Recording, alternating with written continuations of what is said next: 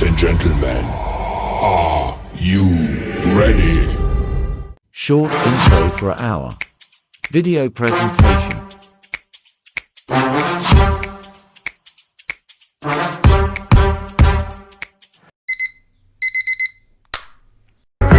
n'en plaît pas, vraiment ce qu'il est. Ainsi va la vida, ainsi va la vida, ainsi va la vida.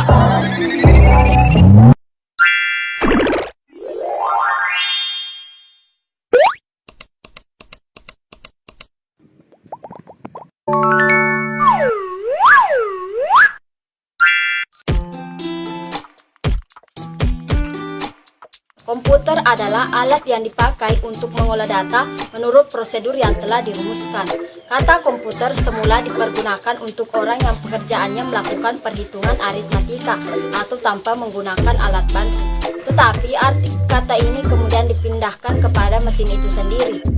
Menurut Barnard Concise Dictionary of Etymology, kata komputer digunakan dalam bahasa Inggris pada tahun 1646 sebagai kata untuk orang yang menghitung. Kemudian menjelang di tahun 1897 digunakan sebagai alat hitung mekanis. Charles Babbage mendesain mesin hitung pertama yang disebut mesin analytical dan juga alat mesin lainnya seperti slide rule. Charles Babbage yang lahir di tanggal 26 Desember 1792 adalah seorang matematikawan dari Inggris yang pertama kali mengemukakan gagasan tentang komputer yang dapat diprogram. Tahun 1991 dengan menggunakan rencana asli dari Babbage, sebuah mesin diferensial dikembangkan dan mesin ini dapat berfungsi secara sempurna yang membuktikan bahwa gagasan Babbage tentang mesin ini memang dapat diimplementasikan. Charles Babbage meninggal pada tanggal 18 Oktober 1871 dan di umur 79 tahun. Kemudian meninggalkan 8 anak.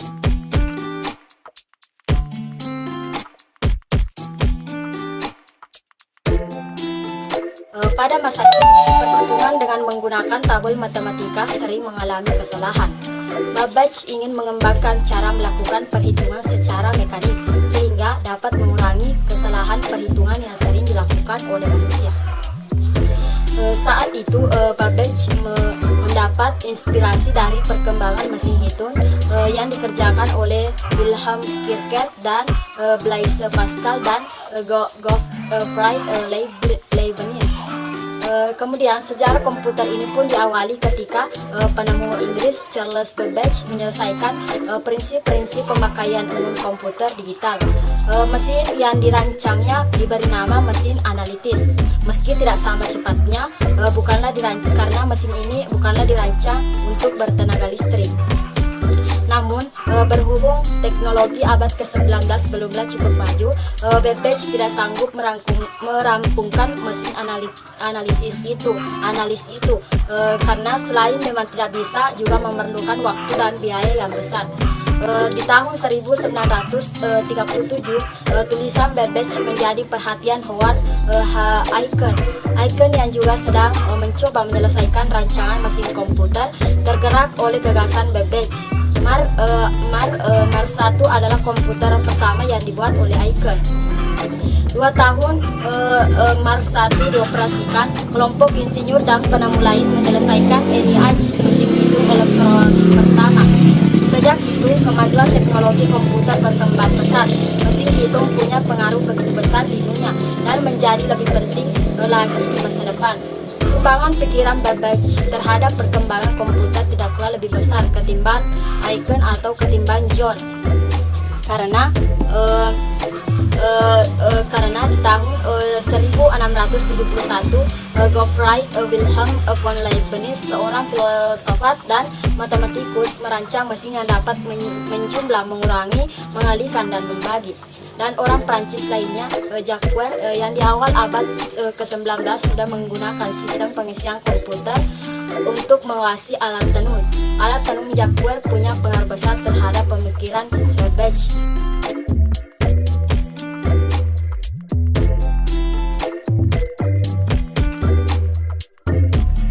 cikal bakal komputer itu bernama integrated circuit.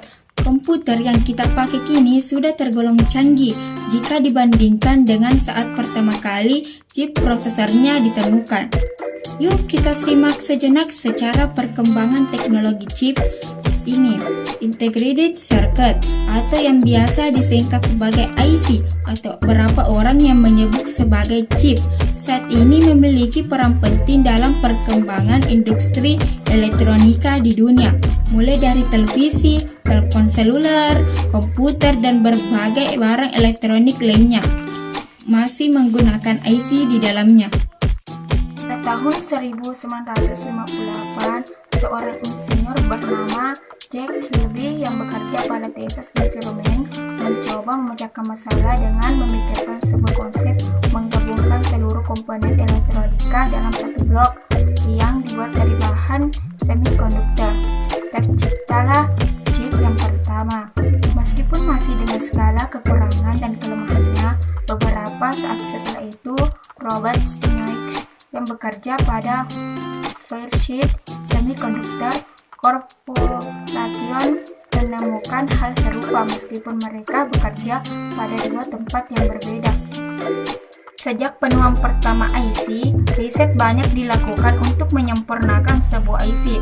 Beberapa hal yang penting dalam sebuah IC adalah ukuran dan daya listrik yang dibutuhkan sebuah IC untuk berfungsi dengan baik. IC yang ukurannya sekitar jari kuku manusia, di dalamnya terdapat ratusan juta komponen yang terintegrasi menjadi satu.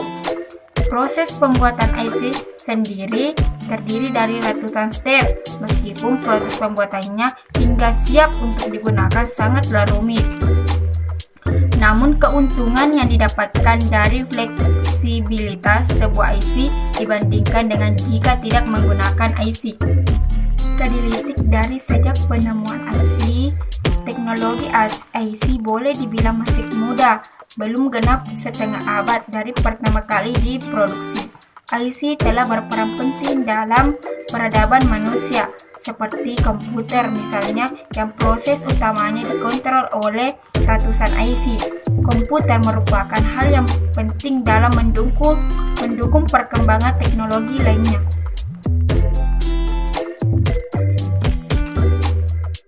Abakul muncul sekitar 500 tahun yang lalu di Asia Kecil yang masih digunakan di beberapa tempat hingga saat ini. Dapat dianggap sebagai awal mula mesin komputer. Sebenarnya alat ini berasal dari Mesir, tetapi ada orang Cina dibawa ke negaranya sehingga namanya berubah menjadi Chipwa. Alat memungkinkan penggunaannya untuk melakukan perhitungan menggunakan biji-bijian geser yang diatur pada sebuah rak. Para pedagang di masa itu menggunakan abakus untuk menghitung transaksi perdagangan. Seiring munculnya pensil dan kertas, terutama di Eropa, abakus kehilangan popularitasnya. Kalkulator roda numerik 1. Setelah hampir 12 abad, muncul penemuan lain dalam hal mesin komputasi pada tahun 1642. Blaise Pascal 1623 sampai 1662 yang pada waktu itu berumur 18 tahun menemukan apa yang disebut sebagai kalkulator roda numerik yang berbahasa Inggris numeric wheel calculator untuk membantu ayahnya melakukan perhitungan pajak yang berbentuk persegi berwarna kuning menggunakan 8 roda putar berigi untuk menjumlah bilangan hingga 8 digit. Kalkulator roda numerik 2. Tahun 1694 seorang matematikawan dan filsuf Jerman, Gottfried Wilhelm von Leibniz 1646 sampai 1716 memperbaiki Pascalin dengan membuat mesin yang dapat mengalihkan sama seperti pendahulunya. Alat mekanik ini bekerja dengan menggunakan roda-roda gerigi. Kalkulator roda numerik 3. Charles Xavier Thomas D. Colmar menemukan mesin yang dapat melakukan 4 fungsi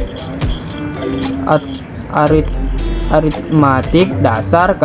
Kalkulator mekanik Colmar. Arithmeter mempresentasikan pendekatan yang lebih praktis dalam kalkulasi karena alat tersebut dapat melakukan penjumlahan, pengurangan, perkalian, dan pembagian. Generasi yang pertama yaitu komputer generasi pertama.